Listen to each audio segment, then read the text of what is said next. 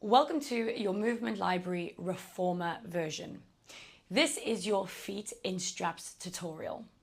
Now, when we look at feet in straps, we can think of two ways we're going to put this into our daily practice. So the first way is we're going to use it as a way to open up the hamstrings, open up the hips, and get a good stretch through that posterior chain.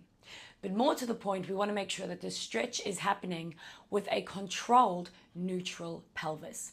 So many common mistakes you'll make with this exercise is you'll just allow those legs to go and go and go through their stretch, and you'll pay no attention to what's happening in the spine.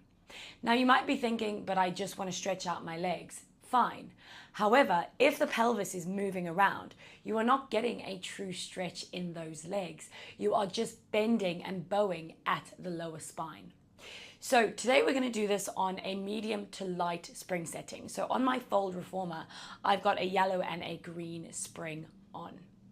I'm going to have a lie down. I've chosen to put my head rest down. However, there is no hard and fast rule on that. If you are quite kyphotic or you see that your client's head is tilting up uncomfortably, rather have that head rest up. So I'm going to lie down, and now if you're not too used to the machine and getting into it, what you want to do is get yourself situated so that you have a little bit of space between your shoulders and the shoulder pads. You never want to be all the way against them. You then want to grab your loops into your hands. Use your feet to push that carriage away. Now, maintaining the carriage nice and high, I'm going to have quite a bit of slack on this rope, and I'm going to get my foot in. I'm then going to take control with that foot, okay, to allow me to get my other foot in without too much strain. Now, once I'm there, I want to adjust myself and I want to feel how the control of the carriage is now in my feet, okay? What can sometimes happen is people end up over here because they haven't clicked that they need to push into the feet and take control of that carriage.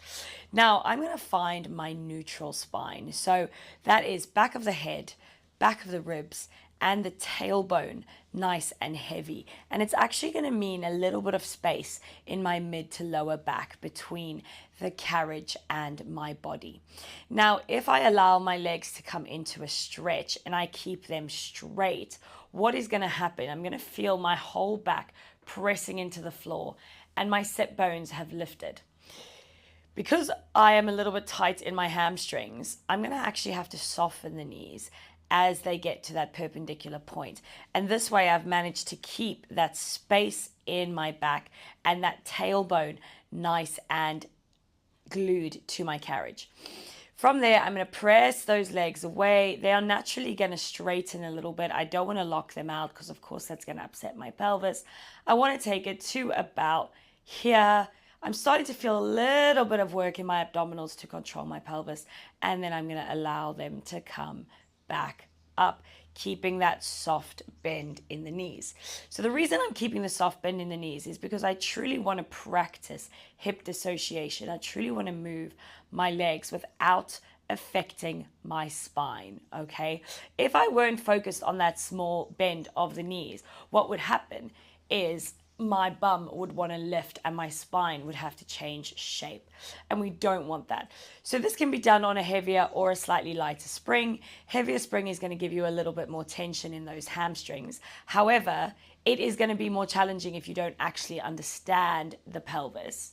And then a lighter spring is going to give you a little bit more core work. So that is your simple leg drop. You can then continue into circles where we simply open up into a nice split. We take those legs down, we join them at the bottom, and we come back up. Again, at no point do I have to force length through my knees. And of course, I'm constantly thinking about that position of the spine on the bed.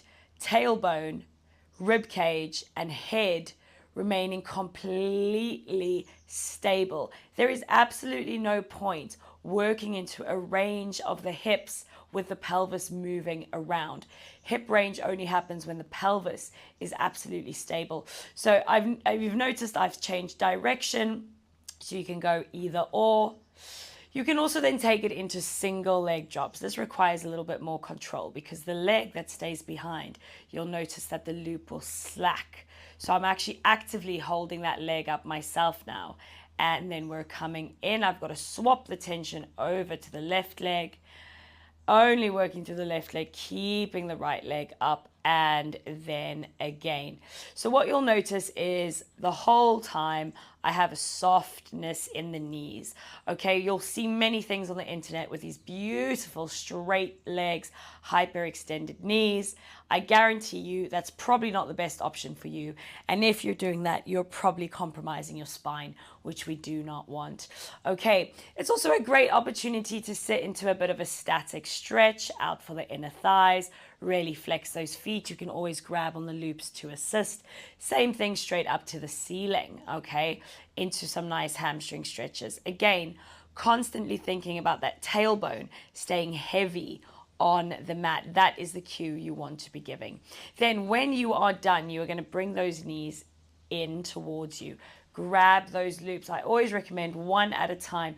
Let that foot find the foot bar. Take the weight of the carriage to lower the second leg, and then slowly come back down. Always taking a second afterwards to make sure you're still in that gorgeous neutral spine.